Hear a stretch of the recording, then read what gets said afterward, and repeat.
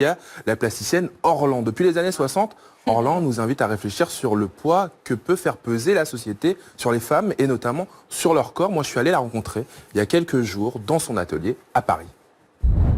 Bonsoir Orlan. Bonsoir, bonsoir. Merci de nous recevoir chez vous. Ici, quel honneur.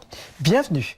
Merci beaucoup. Je suis ici parce que vous entretenez une relation très particulière avec Pablo Picasso.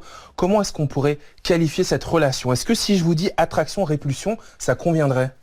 Alors, c'est surtout attraction parce que effectivement, j'ai adoré Picasso dès le départ, dès que j'ai vu La Repasseuse, sa période bleue, où on voit toute la misère du monde dans cette repasseuse, où on voit vraiment combien elle souffre, combien elle en peut plus et combien elle est obligée de continuer à repasser.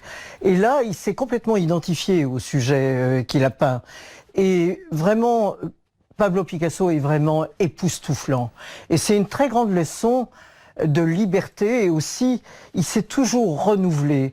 Il a un ressort absolument extraordinaire, un imaginaire pictural fantastique et une énergie énorme. Et donc c'est une grande leçon pour beaucoup des artistes.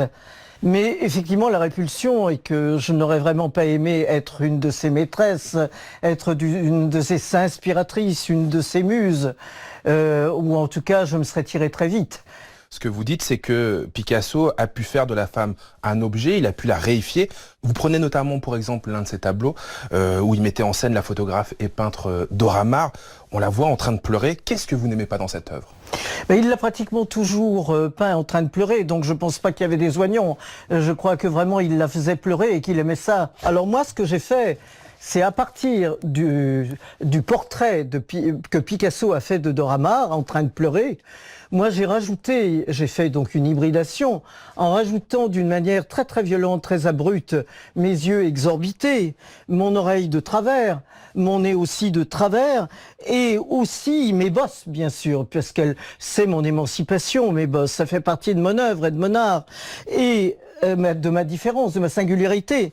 Et puis cette bouche en train de hurler, qui montre les dents, qui est prête à mordre. Et donc voilà, je dis aux femmes, réveillez-vous à travers ça. Passez d'objet à sujet.